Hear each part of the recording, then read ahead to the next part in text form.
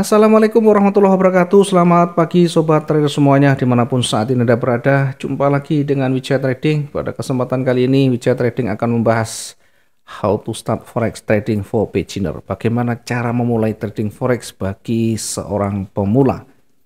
Namun sebelum kita jauh membahas lebih detail ya, jangan lupa teman-teman yang baru bergabung di channel Wijaya Trading, bantu dengan share, like, dan subscribe videonya biar semakin banyak kita berbagi, semakin banyak teman-teman yang teredukasi.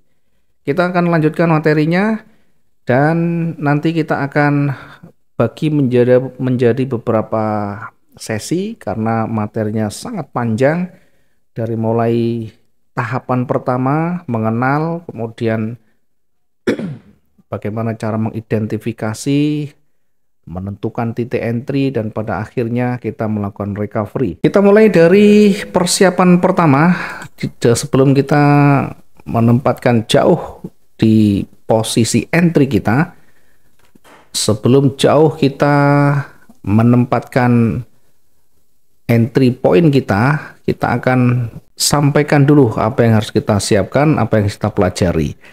Yang pertama ya, pahami istilah-istilah yang ada di dalam trading itu dulu ya. Banyak sekali istilah yang mungkin belum difahami teman-teman yang baru, dan bahkan juga teman-teman yang sudah menekuni dunia trading pun ada kalanya tidak memahami ya istilah-istilah di sana. Nah, saya akan memberikan sekilas saja beberapa istilah yang berkaitan dengan trading. Yang pertama ada letter of transaction atau biasa dikenal dengan lot ya. Lot itu adalah volume, satuan jumlah yang kita buat, yang kita gunakan dalam satu transaksi trading. Nah, lot nanti yang akan menentukan seberapa besar keuntungan yang kita dapat, seberapa besar resiko juga yang kita terima. Yang kedua adalah point in percentage ya, point in percentage biasa disingkat dengan pips. Ini biasa digunakan di dalam dunia trading, yakni satuan terkecil yang bisa merepresentasikan setiap pergerakan dari harga dalam trading forex. Jadi satuan terkecilnya biasa digunakan pips.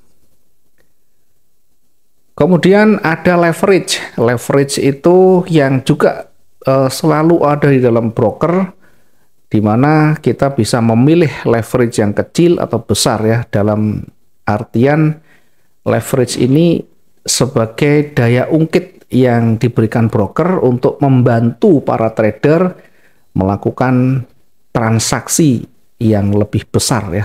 Jadi gampangnya leverage itu adalah pinjaman yang diberikan broker namun dengan jaminan ya modal yang kita setorkan, atau seperti hanya kita menggadaikan, ada jaminan, kemudian kita diberikan pinjaman di sana.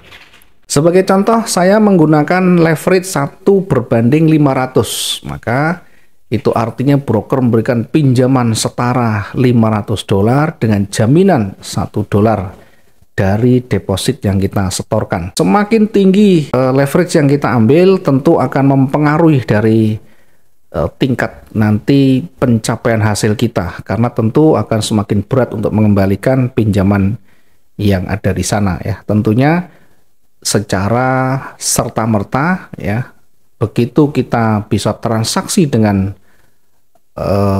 lot yang lebih, tentunya nanti juga kita akan mengembalikan ya leverage yang ada di sana sesuai dengan pilihan kita. Semakin tinggi leverage tentu semakin berat nanti untuk mengembalikan.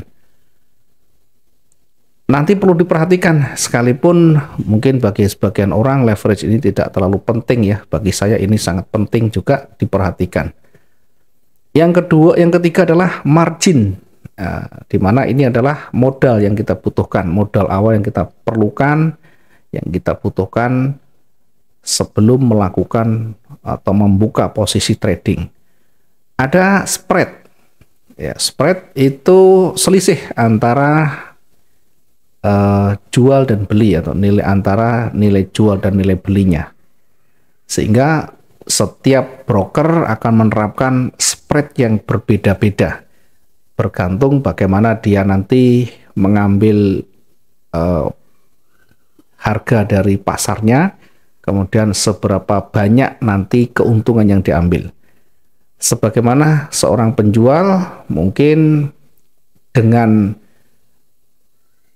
barang yang sama bisa menjual dengan harga yang berbeda-beda. Jadi kalau misalkan satu broker dengan broker lain harganya berbeda, maka jangan heran dan jangan kaget, karena itulah bagian dari harga pasar. Ada yang lebih tinggi, ada yang lebih rendah. Yang terpenting tidak terlalu jauh. Kemudian ada istilah support dan resisten ya, support dan resisten.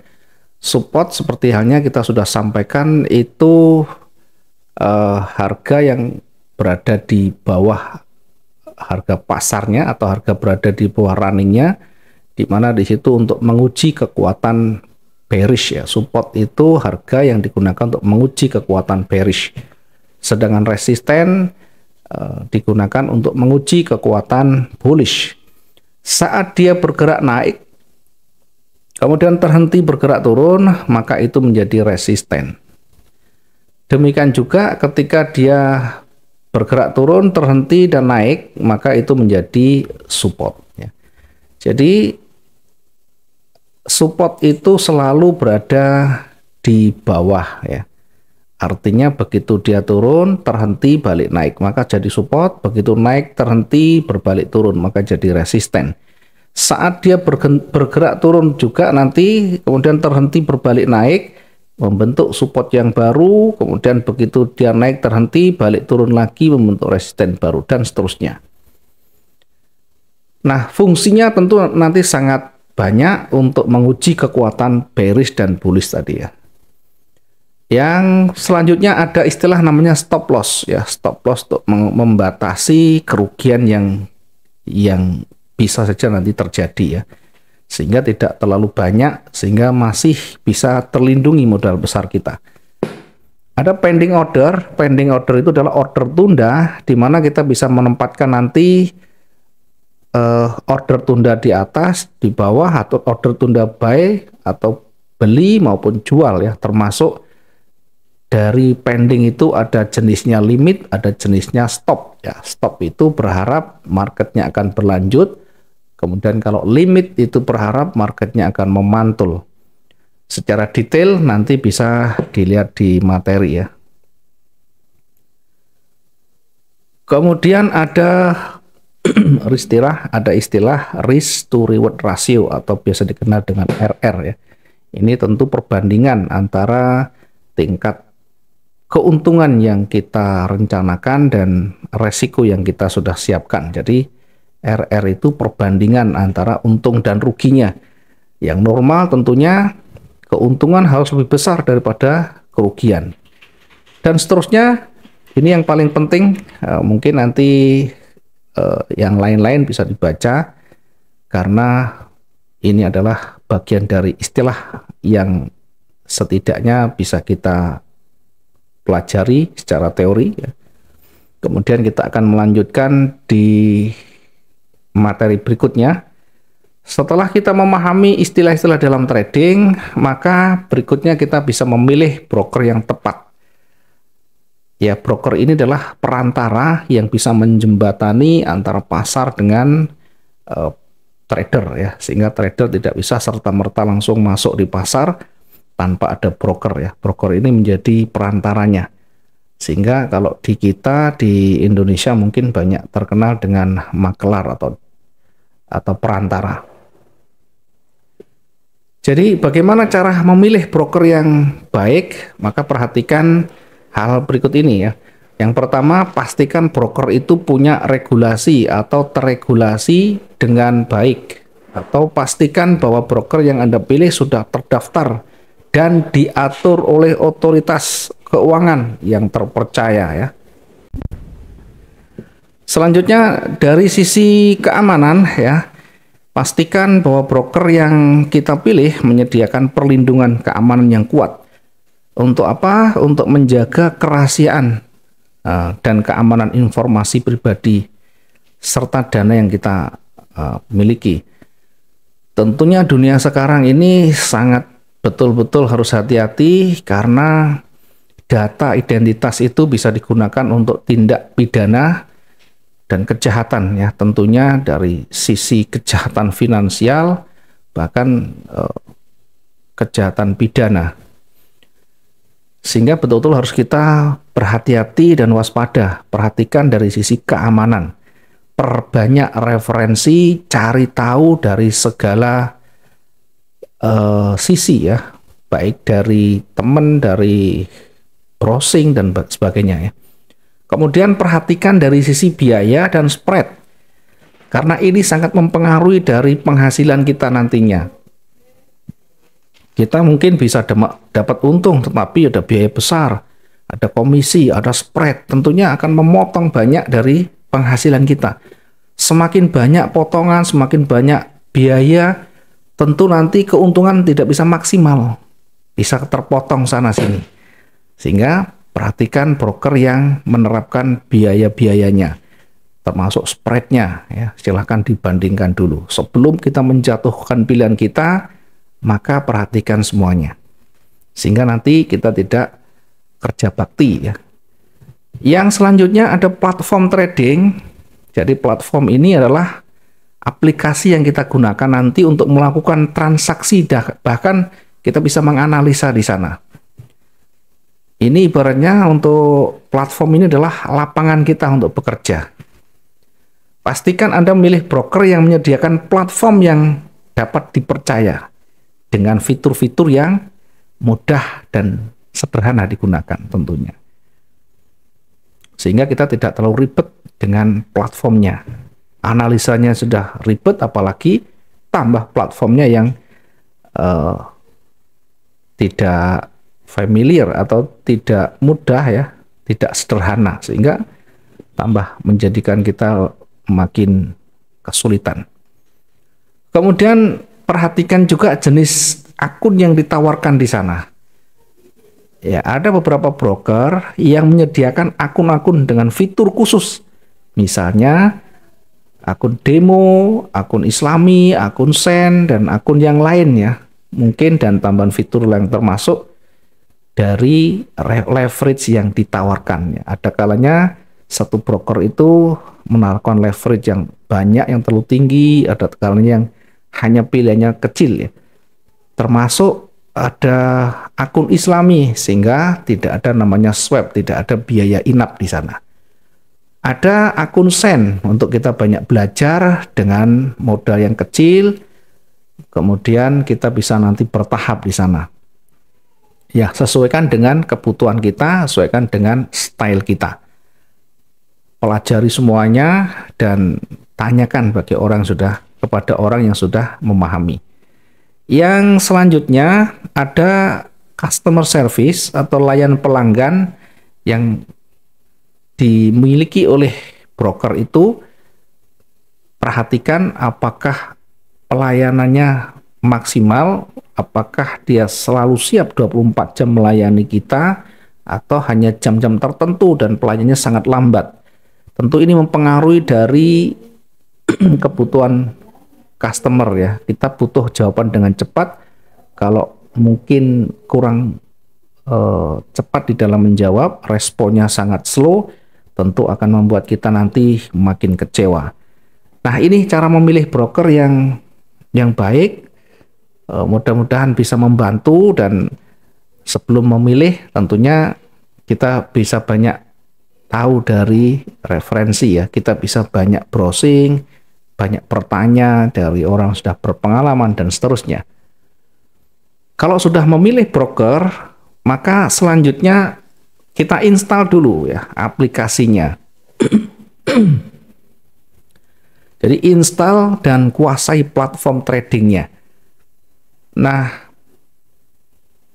ketika kita sudah mengetahui, sudah memilih broker, maka kita bisa menginstal aplikasinya di mungkin di desktop, di laptop, atau di Android kita, atau di iPhone kita, sehingga memudahkan kita untuk melakukan nanti monitoring dan transaksi ya, dengan mobilitas yang tinggi maupun di kondisi yang santai di rumah.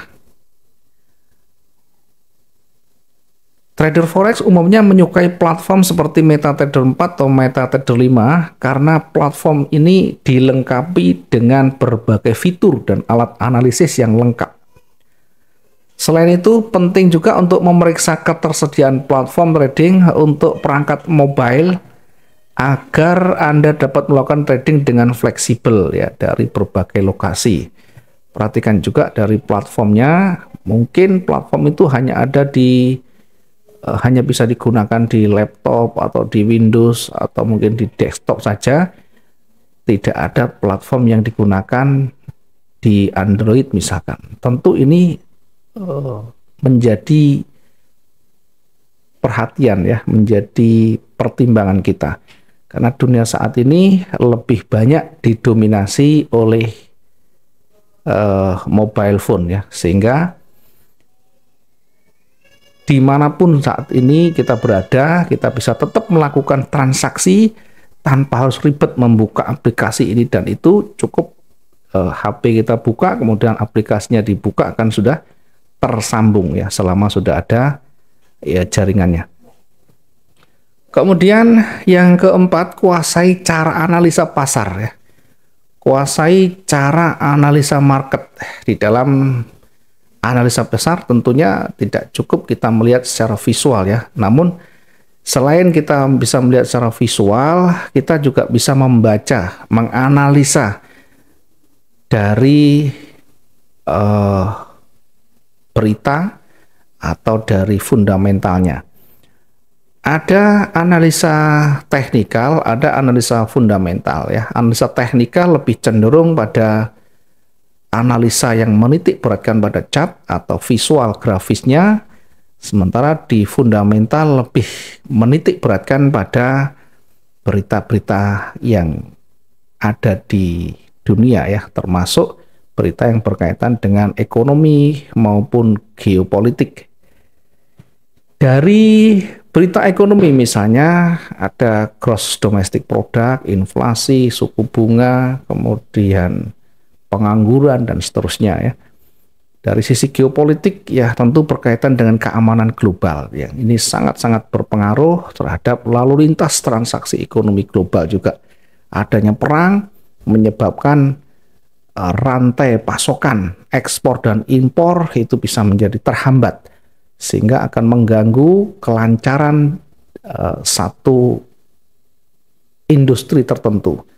Dan itu nanti sangat berdampak terhadap pasar uang. Kemudian dari sisi teknikal ya, dari sisi teknikal ini lebih menitik beratkan pada chart candlestick-nya atau pada mungkin ada sebagian yang menggunakan bar up, bar candle atau bahkan menggunakan line chart di sana. Nah, yang nanti kita akan bahas analisa teknikal ini lebih menitik beratkan pada chart candlestick ya. Sehingga kita nanti akan perbanyak membahas bagaimana cara membaca di chart candlestick itu. Kemudian di analisa teknikal apa saja yang kita akan pelajari? Di analisa teknikal yang kita banyak nanti bahas dan yang harus kita pelajari, kita kuasai adalah yang pertama, bagaimana kita nanti bisa menganalisa kondisi tren pasar. Ya, sehingga ketika kita sudah mengenali arah, mengenali tren ini, maka tentu nanti akan jauh lebih mudah untuk menempatkan titik entry yang potensial. Dari analisa tren kalau sudah ketemu apakah ini marketnya bergerak naik, turun atau bahkan hanya datar sideways. Maka setelah kita mengetahui arah, baru berikutnya nanti kita mencari titik-titik penting yang lain atau level-level penting yang lain sebagai bahan pertimbangan untuk memperkuat keyakinan kita akan kecenderungannya kemana. Sehingga yang kedua kita bisa menganalisa pola dari pola harga. Di pola itu ada banyak sekali yang mungkin sudah dibahas di berbagai media. Nah, dalam hal ini nanti saya akan membahas analisa pola harga ini tersendiri karena ini sangat banyak sekali, di mana di sana nanti kita membahas bagaimana pola-pola candlestick itu bekerja, bagaimana tingkat validitasnya, kemudian probabilitasnya seperti apa, kemudian bagaimana cara membacanya, termasuk chart patternnya, termasuk pola-pola chartnya kita nanti akan bahas secara khusus ya di bahasan yang lain ya, karena sangat banyak. Kemudian yang ketiga, analisa teknikal yang kita baca adalah bagaimana kita mengetahui volume ya. Untuk apa? Untuk mengamati volume ini, untuk mengetahui ya sejauh mana volume perdagangan itu. Apakah keterlibatan pelaku pasar itu kecil atau besar, di situ nanti kita akan lihat ya volumenya. Kemudian ada momentum, analisa momentum ini untuk mengukur kecepatan perubahan harga. Ya, momentum ini biasanya kalau di MetaTrader banyak digunakan indikator MACD atau Moving Average Convergent Divergent ya. Kemudian selanjutnya analisa harga rata-rata atau moving average yang juga menjadi satu paket di dalam analisa teknikal ya. Ada banyak pilihan, ada moving average yang menggunakan eksponensial, ada juga yang menggunakan moving average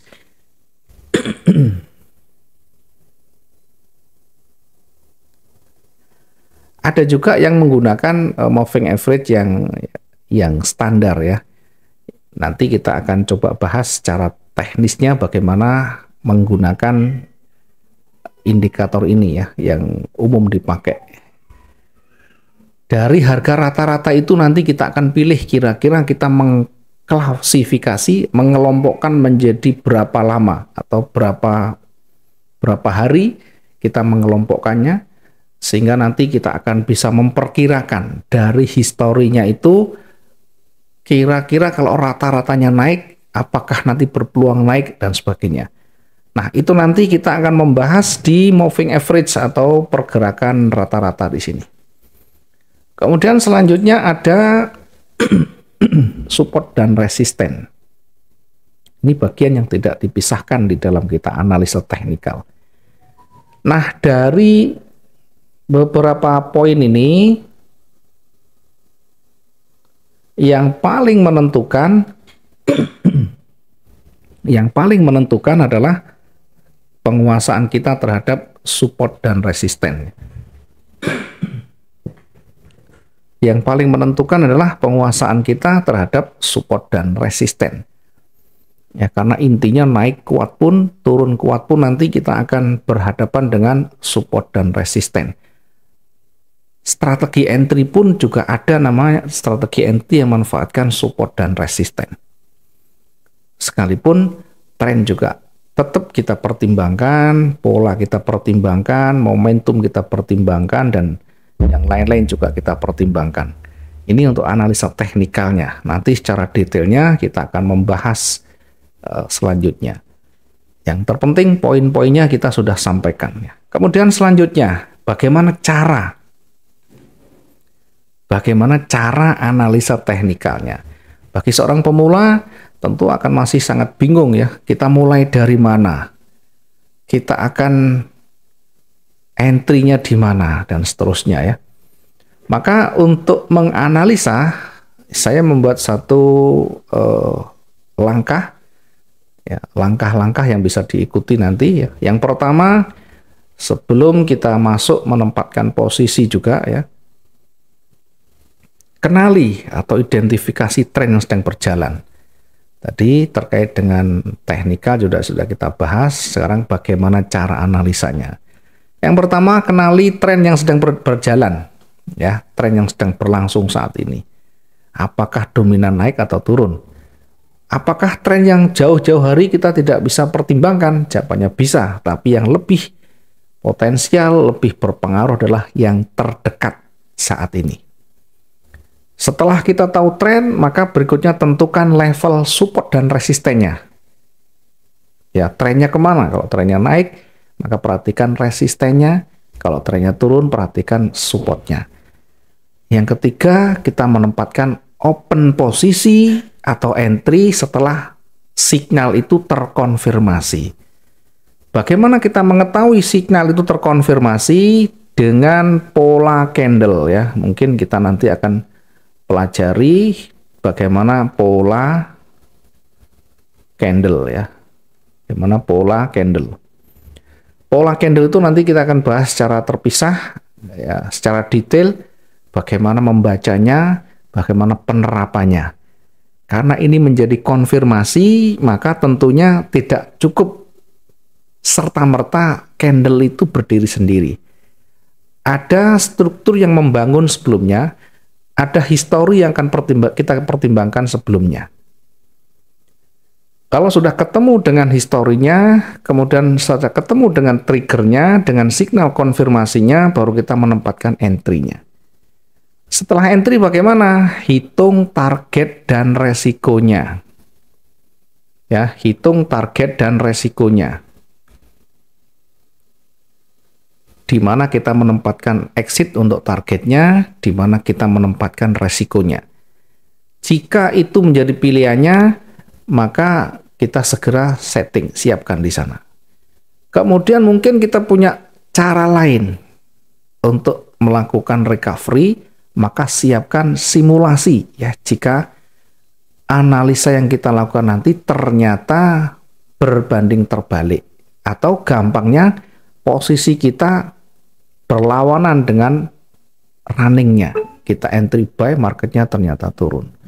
Maka yang kita lakukan adalah menganalisa ulang, mereview ulang, kemudian juga menyiapkan simulasinya, di mana kita nanti akan melakukan recovery, di mana kita nanti akan menutup posisi kita. Yang selanjutnya harus bersabar menunggu posisi, ya, bersabar menunggu SOP yang sudah kita jalankan itu sampai tersentuh TP dan atau SL-nya. Ini kalau kita tipe orang yang menganalisa entry, target, TP, SL selesai. Ada mungkin tipe lain yang dia tidak mau lepas, ya, dia bisa monitor, kemudian saat dia salah dia bisa melakukan analisa ulang, bisa menempatkan posisi yang baru, menutup atau menambahkan posisi baru, dan seterusnya, yang pada akhirnya bisa mengurangi minusnya atau mengurangi kerugian. Bahasanya adalah meminimalisir tingkat kerugian. Maka ini bagian dari recovery. Jadi tidak harus dengan SL dan TP saja, enggak ya. Mungkin bisa juga menjadi bagian dari recovery kita adalah switching, averaging, dan seterusnya. Ada mungkin yang suka dengan hedging, ya silahkan dipakai kalau itu cocok. Oke, kemudian berikut adalah beberapa contoh indikator yang biasa digunakan di dalam analisa. Ada beberapa indikator yang mungkin nanti bisa dicoba oleh teman-teman, atau bahkan nanti bisa disandingkan setelah kita membahas banyak analisa teknikal sebagai bahan pertimbangannya. Bagi teman-teman yang cocok bisa nanti dipelajari. Bagi teman-teman yang mungkin tidak cocok, yang tidak mau menambahkan indikator ini, ya tidak masalah ya, semua adalah pilihan. Yang pertama ada moving average. Moving average biasa digunakan untuk mengetahui ya, untuk mengetahui pergerakan-pergerakan di kondisi-kondisi tertentu ya. Dalam hal ini merupakan salah satu indikator yang paling dasar dalam analisa teknikal ya. Indikator ini bisa menghaluskan data dari harga pasar saham, forex maupun kripto ya, dalam satu periode tertentu dan membentuk garis yang mengikuti tren. Jadi membentuk garis yang mengikuti tren. Ada beberapa jenis moving average yang biasa digunakan, ada standar atau simple moving average atau SMA, ada exponential moving average. Nah, terkait dengan periodenya ada banyak pilihan juga, tergantung style dan selera. Ada yang menggunakan 10-20, ada yang menggunakan 14-20, ada yang menggunakan 20-55, ada yang menggunakan 55-200. Ya, silakan, itu pilihan. Yang terpenting punya pengalaman dengan setting yang ada itu. Kemudian yang kedua ada MACD ya, Moving Average Convergence Divergence. Ini adalah indikator yang menggabungkan moving average untuk memberikan sinyal beli atau jual. Ya, namanya convergence divergence itu biasanya berkaitan dengan pola-pola pembalikan nanti ya. Di bawah kita bisa buy, di atas bisa sell. Ada RSI atau Relative Strength Index, indikator yang mengukur kekuatan pergerakan harga dan memberikan petunjuk apakah suatu saham, forex,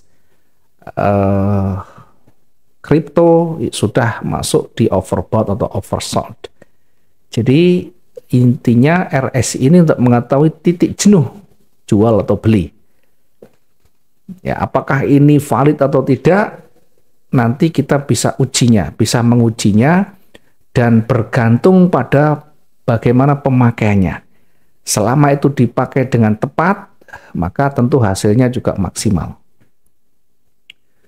Ada stochastic oscillator ya, indikator yang mengukur posisi harga terhadap kisaran harga tertentu dalam satu periode.